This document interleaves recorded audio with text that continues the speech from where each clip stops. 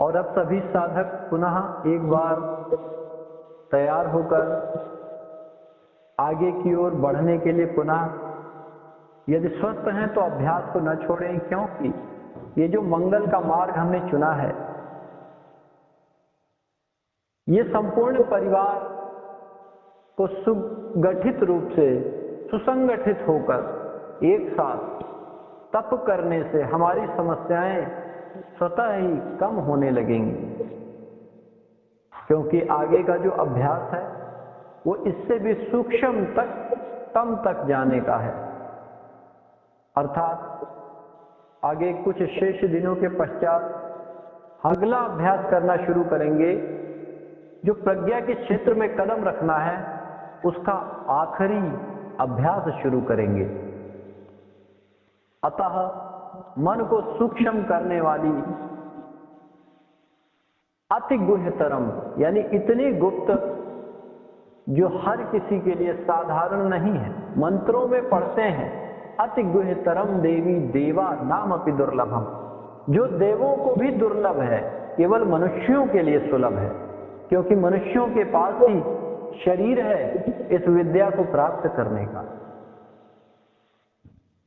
मंत्रों में, पुराणों में कहानियां तो हैं, हर जगह बताया भी जाता है कि अति गुह्यतरम मतलब इतना गुप्त जो देवताओं को भी दुर्लभ है, परंतु वो विधि कहीं ना कहीं शास्त्रों में चूक जाते हैं। हम केवल कहानियों को ही गुप्त बता दिया जाता है, अर्थात हमें स्वयं ढूंढना होगा वो गुप्त है क्या, जो शिव ने कहा, जो राम ने कहा, जो कृष्ण ने कहा, जो शंकर ने, ब्रह्मा ने, विष्णु ने कहा, वही गुप्त ज्ञान आपको मिल रहा है जो पुस्तकों में नहीं, भीतर मिलता है। उसी की चर्चा शास्त्रों में है।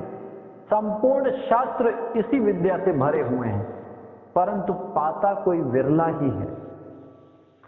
इसलिए अगला जो हमारा कदम है, बहुत महत्वपूर्ण कदम, हमारा एक भी भाई, एक भी बहन चूके नहीं, क्योंकि इसके बाद ही प्रज्ञा का कार्य शुरू होगा, और प्रज्ञा का कार्य शुरू हो जाएगा तो एक भी सदस्य यदि चूका तो वो आगे साधना में भाग नहीं ले पाएगा, क्योंकि वो गुप्त और सूक्ष्मतम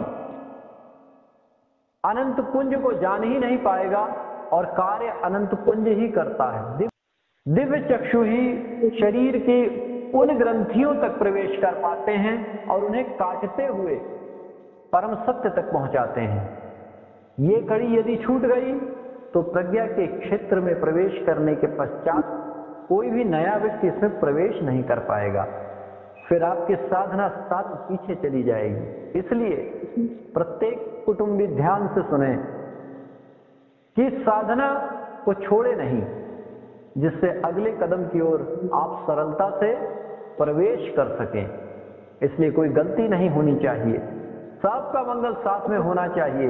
एक भी छूट गया तो वो अग्नि यदि हमारे घर के भीतर कहीं भी जल रही तो उसकी तपन हमें व्यथित करेगी। उसी प्रकार हम कितने भी सुखी हो जाएं, परंतु यदि हमारे बगल वाला व्यक्ति व्यथित है तो उसकी पीड़ा हमें संतापित करेगी। इसलिए पांचों को कदम से कदम मिलाकर बहुत ही ऐसी स्थिति हो जो चलने लायक ना हो, उसमें स्वस्थ और उस कार्य को करें। अस्वास्थ्य है तो आराम करें, परंतु यदि आप ठीक हैं तो आलस्य और प्रमाद को न ग्रहण करें। पहले भी बताया जा चुका है, प्रमाद और आलसी वही है जो अपने मंगल के मार्ग को जानकर, उनके संकेतों को देखकर उसे अपने जीवन में अनुभव करके भी आलस्यों में पड़ा रह गया, उसी को आलसी कहते हैं, उसी को प्रमादी कहते हैं। इसलिए एक भी भाई बहन हमारा इस साधना में आगे छूट न जाए तो अगले सूक्ष्मतम युक्ति की तैयारी करें, मार्ग की तैयारी करें, जिससे प्रज्ञा के क्षेत्र में कदम रखते ही आपके भीतर, शरीर के भीतर जितनी भी ग्रंथियां हैं, गांठें हैं, रसौली हैं, पथरी जैसी नस है, तनाव है, शुगर है, डायबिटीज है, जो भी बीमारियां हैं, सब पिघलती चली जाएंगी और वो यहीं से इसका मार्ग मिलेगा। प्रज्ञा के क्षेत्र में पहुंचने के बाद हम थोड़ा बहुत गैप भी कर देते हैं या किसी कारणवश साधना छूट भी जाती है, फिर भी प्रज्ञा को जान गए तो जब भी हम प्रवेश करेंगे हम काम शुरू कर पाएंगे। लेकिन प्रज्ञा तक तो सभी को खूब मेहनत से काम करना है, और प्रज्ञा पाने के बाद तो आप स्वयं ही नहीं रुकने वाले हैं।